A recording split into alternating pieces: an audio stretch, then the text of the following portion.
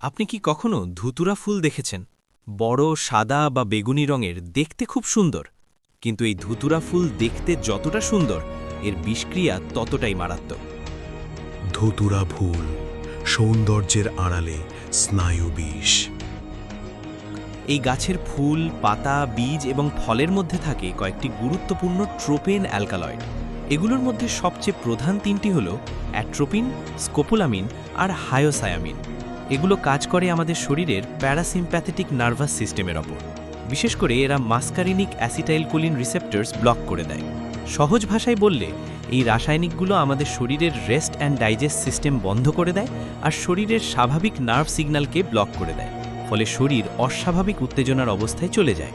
এই কারণে ধুতুরা বিষক্রিয়াকে বলা হয় অ্যান্টিকোলিনার্জিক টক্সিসিটি।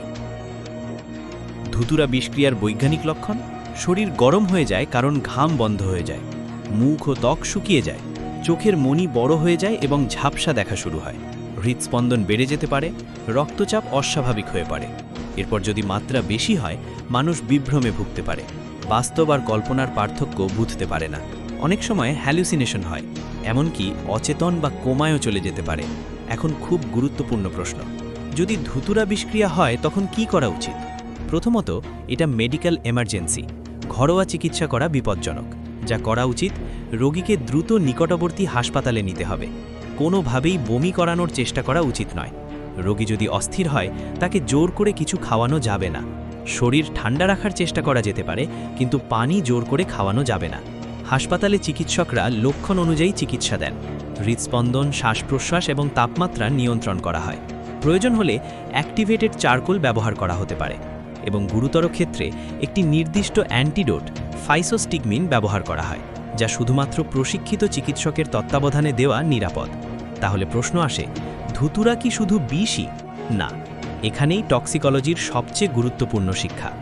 ডোজই ঠিক করে দেয় কোনটা ওষুধ আর কোনটা বিষ।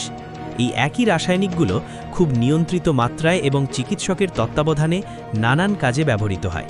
যেমন চোখের পরীক্ষা: অ্যাট্রোপিন ও স্কোপোলামিন ব্যবহার করা হয় চোখের মনি বড় করতে, যাতে চোখের ভেতরের অংশ পরিষ্কারভাবে পরীক্ষা করা যায়।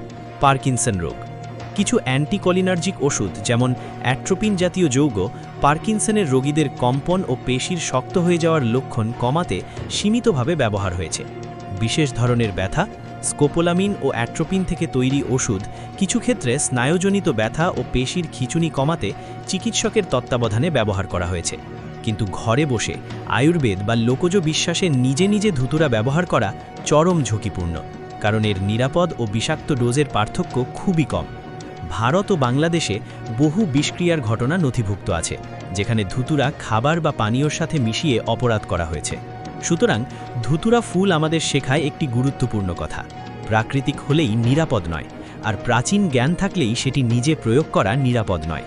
টক্সিকোলজি আমাদের শেখায়, বিজ্ঞান, ডোজ এবং নিয়ন্ত্রণ ছাড়া সবচেয়ে সুন্দর ফুলও বিষ হয়ে উঠতে পারে। তথ্যটা যদি উপকারী মনে হয়, শেয়ার করতে ভুলবেন না। জানানো বিষ তত্ত্ব চ্যানেলের কাজ পৌঁছে দেওয়া আপনার।